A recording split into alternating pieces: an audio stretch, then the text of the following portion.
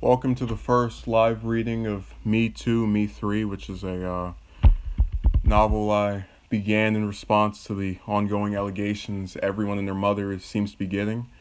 Unlike most things I write, I've decided to do this chapter by chapter and just see what the reception is, and if there's enough positivity in relation to it, I'll continue. Keep in mind, this is fictional. I wrote this. And if you like it, leave a comment, some kind of description. Not the usual content I put out, but I figured I might as well try some experimentation. Alright, and with that being said, let's begin. 'Twas a regular day at the office, everyone present working. I was dressed in a blue-collared shirt, some black pants, black shoes, black socks, black glasses, and that brown hair that was often mistaken for black. The job I had was one I'd been working for several years. I would call numbers provided to me by my company and solicit the receiver for products they may wish to potentially purchase. That was how my days went, but this was one like no other. I was at work for about an hour, there being roughly 10 people in the room with me as there usually were. Nothing appeared out of the ordinary, and I conducted myself the way I normally did, prior to our hearing of a scream. I don't believe a second went by before nearly every single person in the room hopped out of their seat and ran out into the hallway. Several running to the left while others traveled to the right. I stood in the middle part of the hallway as indecisive as ever. The other thing stopping me in my tracks was figuring out which direction the sound was coming from. I was left-handed and pulled my left hand up to my face. This was preceded by me walking down the left portion of the hallway. I reasoned it was as good a justification as anything else to pick one way over the other. In hindsight, I should have brought something to cover my eyes. What was in store was truly horrifying. A female co-worker who I had seen a couple of times was standing against a wall with her arms folded and a scowl across her face. The guy she was standing next to was one of great familiarity to me, and I stepped over to him among a crowd of onlookers that consisted entirely of co-workers. Abel! I unprofessionally and unapologetically called his first name, a split second before we shook hands. Dave, this is crazy, he said to me. What happened? My question was not to be answered by him. The woman pointed her hand at Dave, and I backed away from him. I just messed up. So now this is the joy. I'm cutting off right here. This is the joy of going through and doing it in this method. You guys can catch all the little errors and mistakes I've made. I've already switched the characters' names around. The woman pointed her hand at Abel, and I backed away from him by a few inches. I wasn't going to have anyone get the idea that I was who she was physically referring to. That man has oppressed me, she said. Who are you? I asked. The one you heard screaming earlier, Abel answered. The woman folded her arms and gave me this deafening grimace. Don't ask me any questions, she shouted. Can't you see I've been touched inappropriately? She's saying I touched her, everybody, Abel said. She's saying I groped her, everybody. Did you touch anybody? I asked. I would never put my hand on her, on anyone or anyone else's body. The others talked amongst themselves for a few moments, and I backed away to disappear within the grander scheme of things. I'm used to being the character that gets one or two lines and plays second fiddle to the second fiddle. This was Abel's fight, not mine. Where are you going? The still unnamed woman shouted. Come back over here and believe me. Another co-worker of mine, Deborah, stepped up and stood next to Abel. You want me to believe? You, because you shouted in the hallway and alleged someone did something to you. You're calling me a liar, the still unnamed woman exclaimed. I'm not saying he didn't do it, but you didn't tell us anything other than he touched you, and I have to know more before I jump to conclusions. Seconds upon that exchange transpiring, an officer appeared from the other side of the hallway and made himself visible. I had seen him before, but not remembered his name. What's going on? The officer asked. This man touched me, the woman shouted. The scream was loud enough to prompt me to place my hands over my ears. I saw a few others repeat my action, though I wasn't keeping tabs on who did it first.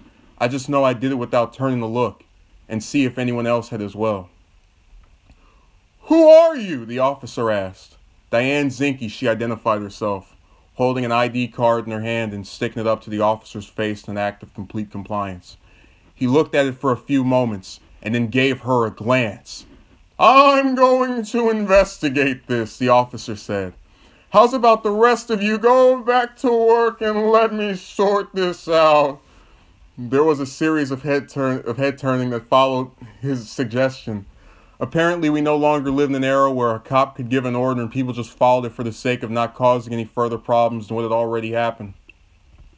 I was one of the first to leave, only 2 other people being in the office when I had stepped inside after the encounter, and 1 more following behind before I took my seat. The rest did not show up for a few more minutes. I chalked it up to them having to use the bathroom or carry out some other task. When I turned my computer back on to resume work, I overheard the sound of tap shoes clipping back and forth and becoming louder as though someone was steadily approaching me. I received a tap on my shoulder and turned back, seeing my fellow employee, Barbara Tyler, standing centimeters away from me. She had bushy brown hair and was of average height. I gave her a smile upon recognizing her, which came from seeing her for a few seconds, and quickly gathered from her demure appearance that I wasn't going to receive a grin back. I retained mine, however. There was no look I could be given that would warrant a change in my own. "You really have some nerve," Barbara told me. "We barely know what happened between the 2 of them, except that Diane was feeling really uncomfortable with Abel, and there you went touching his hand." I blinked my eyes, looked down from her for a moment, and pinched myself. The sheer rationality she was showing appeared indicative of a dream sequence. "You are more upset with me for touching the hand of a person being accused of something than you are at the person being accused of something," I said.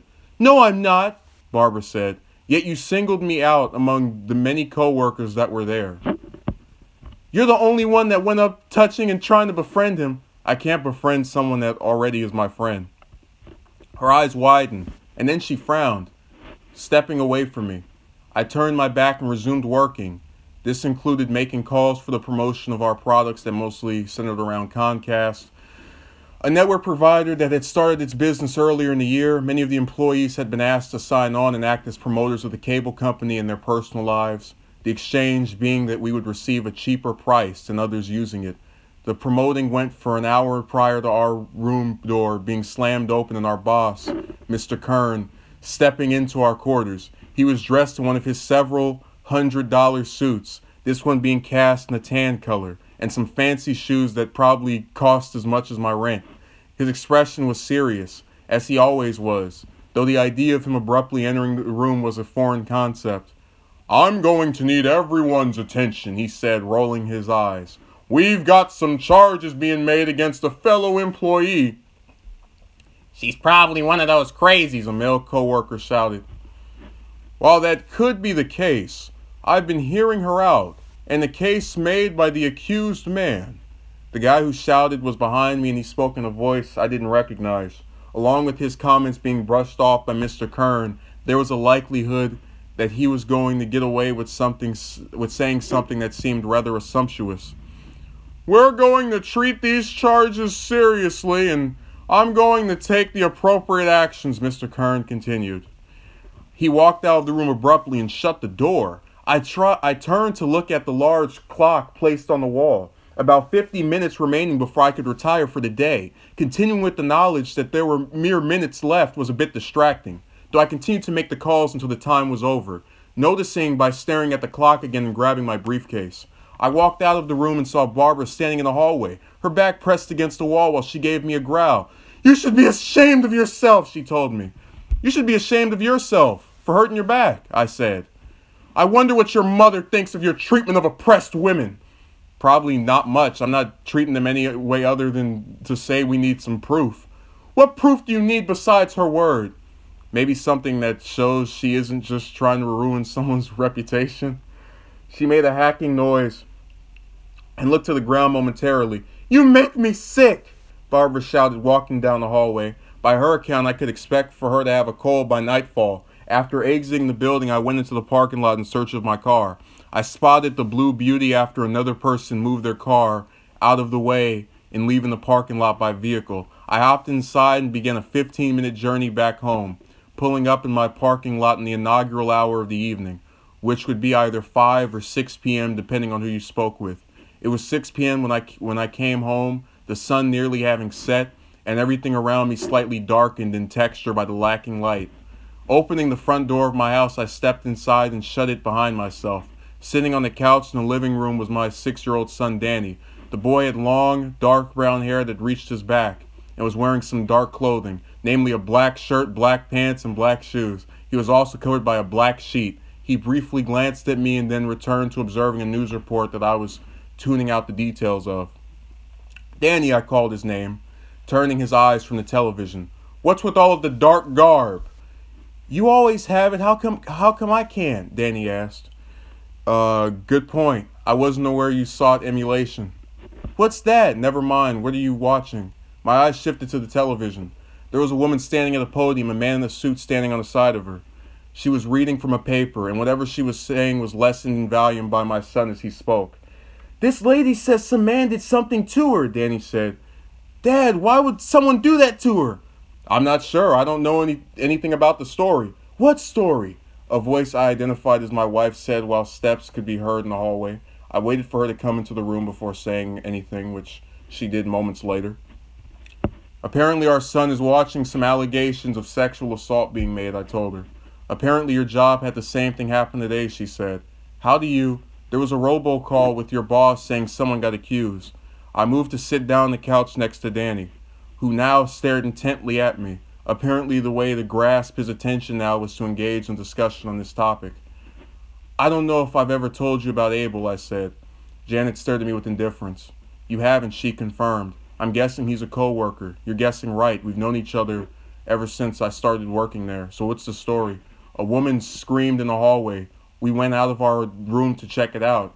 He was out there with her and she identified him as her abuser. Sounds like an interesting day. Do you think he did it? I don't know. She seemed so aggressive toward him. Like I did it.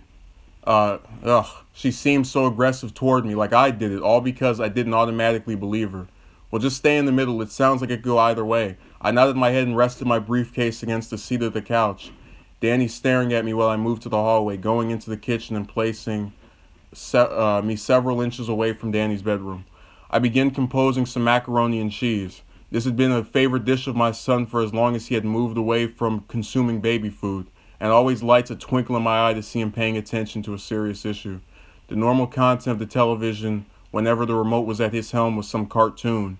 I could hear light footsteps in the hallway while I was turned sideways to the door, leading into the kitchen during my cooking, and glanced to my left side when the steps ended, seeing my son in the doorway. Dad, Danny said, are all those women telling the truth? Does every woman tell the truth? I asked. No. Then they likely are not all being truthful. That's happened in the past. But how do you know who's lying and who isn't? Usually the ones that are telling the truth have some circumstantial thing that weeds them out more so than those that are just claiming something. What? Something that you can't deny, like proof that two people went to school together, lived in the same area, or in the same place at the same time. So don't believe everything you hear. These kind of charges can prove dangerous when instantly seen as feasible. By the way, the food's ready. Go tell your mother. He ran out of the room, and Janet came behind him when he returned. The three of us took our seats at the table and devoured the contents of our bowls, me staying in the kitchen afterward to wash the dishes. After this was over, I laid in bed and watched some television for roughly 2 hours, going to take a shower afterwards, switched to my pajamas, which consisted of a black shirt, black hat, black pants, black slipper, and black sleep mask. I did not don the mask until relocating myself to my room after Janet and I put our son to bed. The following morning, I awoke to her absence, consistent with her job needing her to be there at 6 a.m. while mine had a 9 a.m. requirement. The hours in between allowed me to take my son to school, which I did before arriving at work several minutes early. I laid my briefcase on the side of my seat before pulling out and hearing a masculine shout from the hallway. Like the day before, everyone ran out of the room. I breathed a sigh and walked there. The whole lot of my fellow employees was staring at Diane Sinke and a man I had never seen before who had a hole in his shirt and was sweating profusely. "That woman touched me," he shouted. "She placed her fingers on me and beat me up after I declined her advances." A male coworker emerged from among us, his hair blonde, his arms small, his shoulders broad, and a smile briefly coming across his face. He stood on the side of the accused man. "I believe him," the blonde stated, my eyes widening in the realization that his voice was identical to the one I had heard shout about one of those crazies. Barbara's facial expression, visible to me while I stood beside her, changed to a frown. "How are you going to buy this?" Barbara asked the blonde. "What proof do you need besides his word?" the blonde retorted. All right, so that's the conclusion of Me Too, Me 3, Chapter 1. I'd appreciate comments being left on the actual posting of the stream, and then depending on the reception, I'll continue it. I'll have something else right after this.